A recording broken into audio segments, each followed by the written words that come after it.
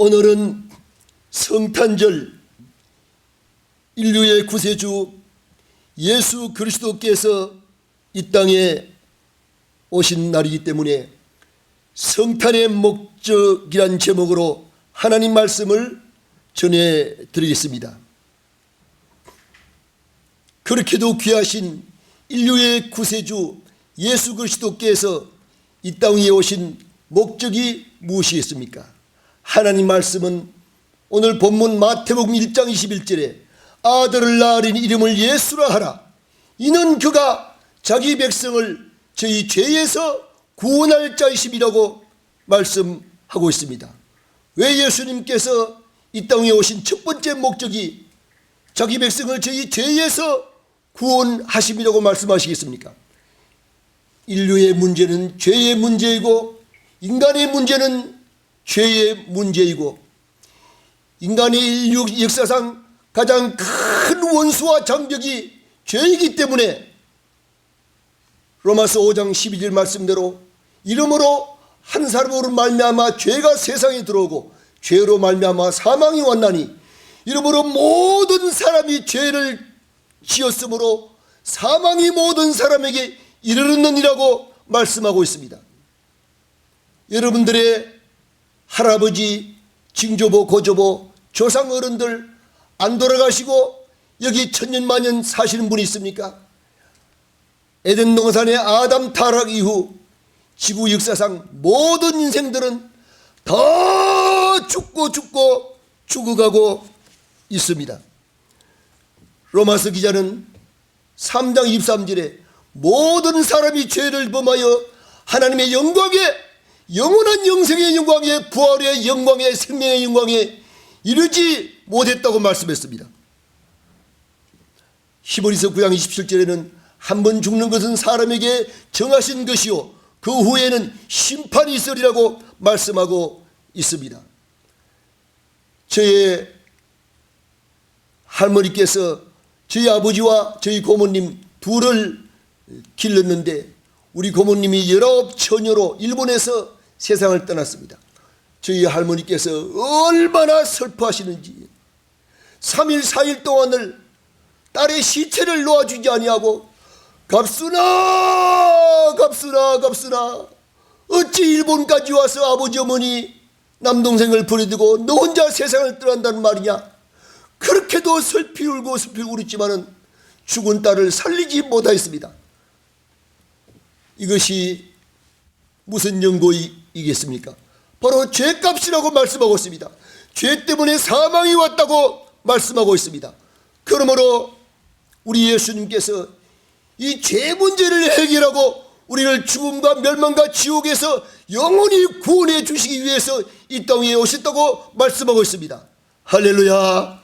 우리는 예수 그리스도의 탄생을 이 죄에서 사함받고 죽음에서 구원받고 지옥에서 천국을 가는 이 예수 그리스도의 십자가의 속죄를 인하여서 이 예수님의 탄생을 참으로 감사하고 영광 돌리고 하나님 앞에 감사하는 것입니다. 두 번째로 예수님이 오신 목적은 마태복음 3장 1절에도 4장 10절에도 누가복음 4장 43절에도 세례 요한이 먼저 회개하라 천국이 가까웠느니라고 말씀하셨습니다. 예수님도 이때부터 비로소 전파해 가라사대 회개하라 천국이 가까웠느니라. 사람들은 이 세상 삶이 물질의 삶이 이 땅의 삶이 전부인 줄 알고 늙어가고 죽어가고 썩어가는 이 세상만 바라보고 사는 인생들에게 우리 하나님께서는 저 영원한 천국, 이 나라가 아닌 저 하늘나라, 이 땅나라가 아닌 저 천국나라, 죽음의 나라가 아닌 사는 나라, 썩는 나라가 아닌 영생하는 나라, 천국을 가져다 주기 위해서 오셨다는 것입니다. 누가복음 17장 20절 21절에 그러므로 천국은 여기 있다 저기 있다고도 못하리니 천국은 너희 안에 있느니라. 예수님께서 우리 마음속 심중 천국을 이루어 주었습니다. 저도 19 총각 때 예수 믿고 부흥에 나갔다가 성령 충만이 받으니까 제 마음속에 천국이 임했습니다. 그때부터 갈라디아 5장 22절 말씀대로 성령을 받으니까 첫 번째 열매가 사랑과 희락과 인내와 자비와 양성과 충성과 온유와 절제 말씀같이 제 마음이 기뻐서 견딜 수가 없었습니다. 천국이 제 마음속에 왔습니다. 길에 걸어다니도 구름을 타고 공중에 날아다니는 것 같이 천국에 가서 사는 것 같이 그렇게 기뻤습니다. 정녕 예수님은 인간 세상에, 지옥 같은 세상에 근심 걱정과 이별과 슬픔과 죽음과 멸망이 있는 이 세상에 천국을 주시기 위해서 오셨고, 실제로 죄를 사하시고 하늘로 성천하신 뒤에 오순절 마가다락방에 성령을 물붓듯 부어주셨습니다. 그때 이후로 교회가 이루어졌고 사람들의 마음속에 천국의 기쁨을 맛보게 되었습니다. 할렐루야. 얼마나 감사하고 기쁜지 모릅니다. 그래서 로마서 14장 17절에도 하나님 나라는 먹는 것과 마시는 것에 있지 아니하고 오직 성령 안에서 의와 평강과 희락이라고 말씀하고 있습니다. 세 번째로 예수님이 이 땅에 오신 목적은 부활시켜 주시기 위해서 오셨습니다. 고린도전서 15장 52절에 이렇게 말씀하십니다. 나팔소리가 나매 죽은 자들이 썩지 아니할 것으로 다시 살고 우리도 변화하리라. 이 썩을 것이 불갑을 썩지 아니함을 입겠고 이 죽을 것이 죽지 아니함을 입으리로다. 이 썩을 것이 썩지 아니함을 입고 이 죽을 것이 죽지 아니함을 입을 때에는 사망이 이김에 삼킨 바 되리라고 기록된 말씀이 응하리라. 할렐루야. 저는 이 말씀을 읽을 때마다 너무 감사하고 기뻐서 제 목소리가 톤이 올라가지 않을 수가 없습니다. 우리 할아버지도 사망으로 데려갔던 그 사망, 저희 부친도 사망으로 데려갔던 그 사망, 우리 할머니의 그 예쁘고 꽃다운 딸 우리 고모님을 사망으로 데려갔던 그 사망, 이 세상의 에덴 동산 이후 억조 창생 이 땅에 태어나는 모든 사람들을 다 죽음으로 끌고 간 이 사망. 그런데 예수 그리스도께서 이 땅 위에 오실 때는 예수님의 그 부활의 생명이, 하늘의 생명이, 하나님의 생명의 능력이 사망을 이겨버리고 사망을 삼켜버리고 영원히 사는 부활의 생명을 주신다는 것입니다. 할렐루야. 그래서 부활의 말씀을 들을 때 우리의 심령이 너무 감격하고 기쁜 것입니다. 부활이 없으면 우리에게 우리의 신앙도 모두 허사라고 말씀하고 있습니다. 누가 묻기를 죽은 자들이 어떻게 다시 살며 어떠한 몸으로 오느냐 하리니, 어리석은 자여 너희 뿌리는 씨가 죽지 않으면 살아나지 못하겠고 너희 뿌리는 것은 장래 형체를 뿌리는 것이 아니오 다만 밀이나 다른 것의 알갱이 뿐이로되 하나님이 그 뜻대로 저에게 형체를 주시되 각 종자에게 그 형체를 주시느니라. 할렐루야. 제가 농사를 지어봤습니다. 여기에 베델 국제 금식 기도례도 와보니까 이 호남 평야에 이 익산 부근에도 지금도 보리농사 밀농사를 지어서 보리가 들판에 새파랗게 나 있는데 이 밀과 보리를 땅에 뿌리면 그 알갱이 씨앗이 썩으면서 생명의 티눈이 싹이 터서 다시 장성하여서 30배, 60배, 100배를 이런 매를 맺지 않습니까? 사실 우리 인생들은 날마다 부활을 연습하면서도 부활을 믿지 못하는 사람들이 너무나 많은 것을 보고 저는 대단히 마음이 안타깝습니다. 어젯밤에도 잠자리에 들어서 죽음을 연습하고 새날 새아침에 다시 우리는 살아나서 부활을 연습했습니다. 예수님은 사실은 죽은 자를 보고 잔다고 말씀하셨습니다. 하나님의 능력이, 예수님의 부활의 능력은 마치 어젯밤에 잠자던 사람을 다시 깨우는 것 같이 이 사망 권세를 이기고 영원히 죽을 생명을 살릴 수 있다는 것입니다. 그래서 사실은 우리는 일생 동안 저녁에는 죽는 연습으로 죽음으로 들어갔다가 아침에는 또 부활 연습 다시 살아나고, 저녁에 죽음으로 들어갔다가 아침에 또 다시 부활해서 살아나고, 이 부활 연습을 일생 동안 하면서도 부활을 믿지 못하는 사람들이 얼마나 많습니까? 여러분들은 부활을 믿으시기를 예수님의 이름으로 축원합니다. 축원합니다. 마지막으로 예수님은 성령 주시기 위해서 오셨다고 말씀하고 있습니다. 성령을 받지 못하면은 로마서 8장 11절에 예수 그리스도를 죽은 자 가운데서 살리신 이의 영이 너희 안에 거하시면 예수를 죽은 자 가운데서 살리신 그의 영으로 말미암아 너희의 죽을 몸도 살리시리라. 할렐루야.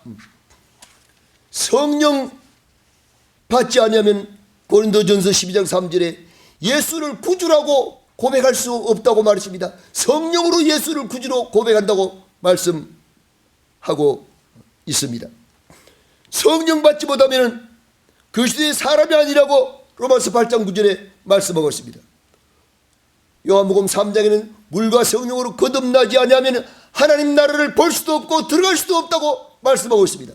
로마서 8장 1절 이하에는 이름으로 이제 그리스도 예수 안에 있는 자에게는 결코 정죄함이 없나니 이는 그리스도 예수 안에 있는 생명의 성령의 법으로 죄와 사망의 법에서 너를 해방했습니다라고 말씀하고 있습니다. 성령 받아야지 성령으로 말미암아 우리를 죄와 사망에서 해방시켜주고 있습니다. 로마서 8장 5절 이하에는 성령으로 아니하면은 육신의 생각으로는 하나님을 기쁘시게 할 수도 없다고 말씀하고 있습니다. 갈라디아 5장 16절 이하에는 성령을 쫓아 행하지 않으면 육성을 이기지도 못하고 죄악을 이기지도 못하고 하나님 뜻대로 살지도 못한다고 말씀하고 있습니다. 그러므로 우리는 이렇게 예수님이 우리에게 주시기 위해서 오신 성령을 여러분들은 한 번도 빠짐없이 성령 충만을 받기를 예수님의 이름으로 축원합니다. 성령 받아서 죄와 사망의 법에서 해방되시고 물과 성령으로 거듭나시고 예수를 구주로 고백하시고 장차 사망에서 부활의 능력을 힘입으셔서 하나님의 능력으로 부활도 하시기를 주님의 이름으로 축원합니다. 이제 마지막으로 더 중요한 것은 2000년 전 유대 땅 베들레헴 말구관에 탄생하신 아기 예수님을 영접하는 것도 중요하지만 다시 오실 예수님을 영접하는 것이 더 중요하다는 사실입니다. 사실 예수님은 이 땅 위에 3번 오십니다. 육신을 입으시고 아기 예수님으로 우리를 죄에서 구원하시기 위해서 구세주 예수님으로 오시고, 두 번째는 성령으로 우리를 거듭나게 하시고 우리를 부활도 시키시고 예수를 잘 믿기도 하시고 죄를 이기기도 하시고 신앙에 승리하게 하기 위해서 성령으로 오시고, 세 번째 마지막 가장 중요한 이제 재림 예수님으로 신랑 예수님으로 우리를 부활시켜 주시고 우리를 천국으로 데려가시기 위해서 오신다는 사실입니다. 할렐루야. 그러면 우리는 이제 첫 번째 아기 예수님으로 오신 예수를 영접한 사람들이 어떤 사람들이 아기 예수님을 영접하였는가, 그거를 잘 살펴보면서 다시 오실 예수 그리스도를 영접하는 그 지혜를 받으시기를 바랍니다. 제일 먼저 마태복음 2장에 동방의 박사들은 밤에 잠을 자지 않냐고 하늘의 별을 보고 연구하는 천문학자들로서 그들이 베들레헴에 와서 헤롯 궁궐에 들어가서 헤롯 왕을 보고 말씀했습니다. 우리가 그 예수의 별을 보고 동방으로부터 예수님의 태어나신 곳에 예수님을 만나기 위해서 왔다고 말씀했습니다. 바로 동방 박사들은 예수님의 별을 보고 따라와서 그 별이 머문 자리에서 구유에 있는 아기 예수님을 만났습니다. 할렐루야. 예. 이 별은 바로 요한계시록 22장 16절에 광명한 새벽별 예수님의 별인 것입니다. 예. 그 별은 사실은 또 목사님들을 보고 별이라고 요한계시록 1장 20절에 말씀하고 있습니다.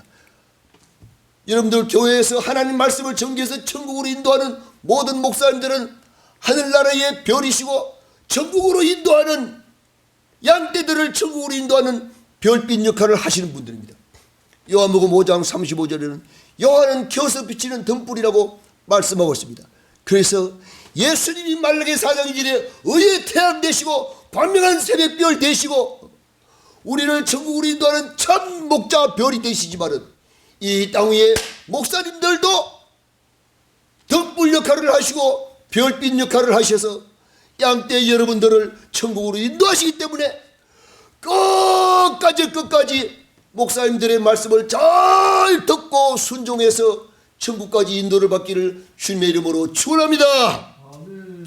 두 번째 누가복음 2장 8절에 밤에 들에서 양치는 목동들이 예수님을 맞이했습니다. 목동들이 누구입니까?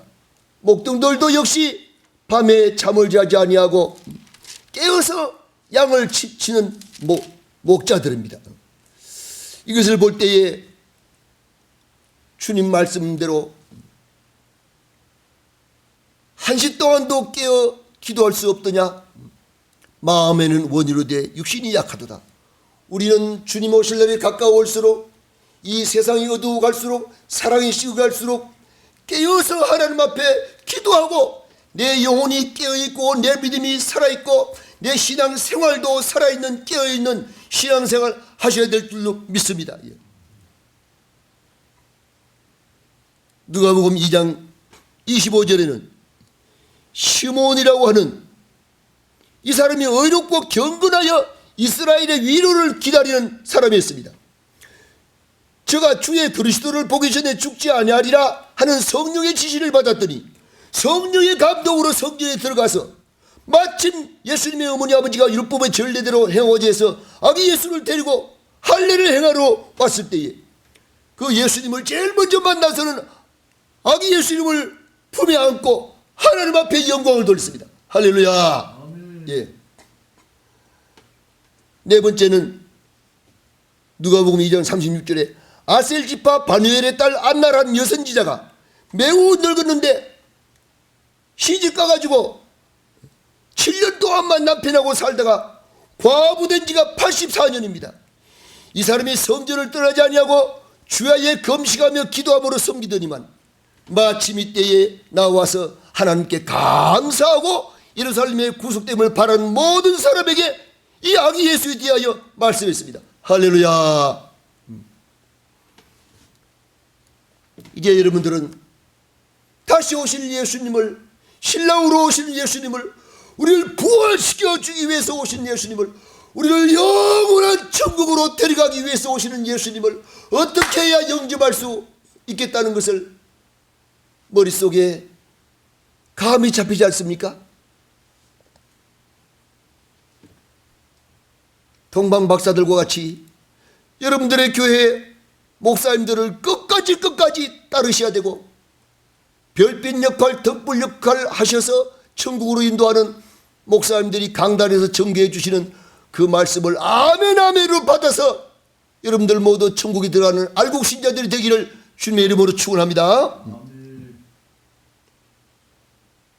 세상이 어두워지고 말세가 가까울수록 말세에 믿는 자를 보겠느냐고 말씀하셨는데 사랑이 식어지고 어두워져 갈 때에 여러분들은 믿음의 잠을 자지 말고 깨어서 기도하며 과부된 지 84년 동안을 주야로 금식하며 성전을 떠나지 아니하고 구세주로 오실 예수님을 만나기 위해서 사모했던 여선지 안나와 같이 다시 오실 예수님을 바라보고 오직 그 예수님에게 소망을 두고 사시기를 축원합니다. 예수님은 마태복음 22장에 말씀하시기를 혼인잔치에 청한 사람은 많지만은 택한 사람은 적다고 말씀하셨습니다. 하셨습니다. 그러므로 천국 혼인잔치에 들어가기 위해서는 예복을 준비해 입으셔야 됩니다. 이 예복이 무슨 예복이겠습니까? 계시록 19장 7절 8절에 보니까 어린 양이 예비되었고 혼인 기약이 이르렀으니 그 신부되는 우리 성도에게 세마포 옷을 입혀주신다고 말씀하고 있습니다. 그 세마포는 성도들의 옳은 행실이라고 말씀하고 있습니다. 이제 바로 우리가 신랑 예수 맞이하기 위해서는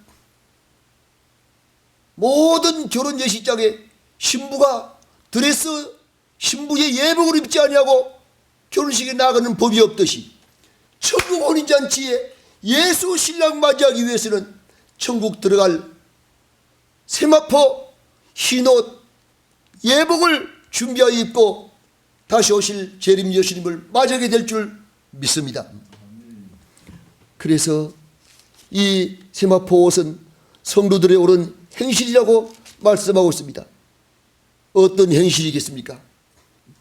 마태복음 25장에서 그 해답을 주고 있습니다. 양과 염소의 비유에서 주님이 배고플 때 먹을 것을 대접하고 주님이 목마를 때 마실 것을 대접하고 주님이 나그네 됐을 때 영접하고 주님이 벗었을 때 옷을 입혀주고 병들었을 때 병문안 가보고 옥에 갇혔을 때에 문안 가본 예수님 언제 주님이 이렇게 하셨습니까? 네가 세상에 살 때에 너의 가장 지극히 작은 자 이웃에게 가난한 자에게 없는 자에게 헐벗은 자에게 굶주린 자에게 한 것이 곧 내게 한 것이니라. 아멘.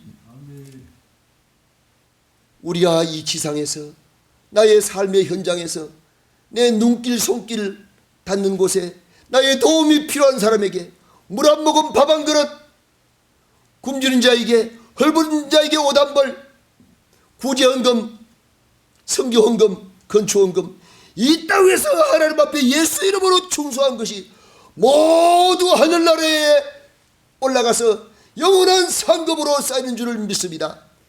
그리고 다시 오실 예수님 신랑 맞이하는 그 아름다운 예복이 된다고 말씀하셨습니다. 이제 우리는 마지막으로 신랑 예수 맞이기 위해서 이 마태복음 25장 말씀대로 덤과 기름을 준비하는데 그 덤불에서 밝힐 불빛이 무슨 불빛이겠습니까? 바로 사랑의 덤불이라는 것입니다. 진정으로 예수님을 사랑하는 이웃을 사랑하는 이 사랑의 덤불을 밝히고 신랑 예수님을 맞이해서 사망 권세를 이기고 영원히 사는 영생을 얻으시고 천국에서 영생하시기를 예수님 이름으로 축원합니다.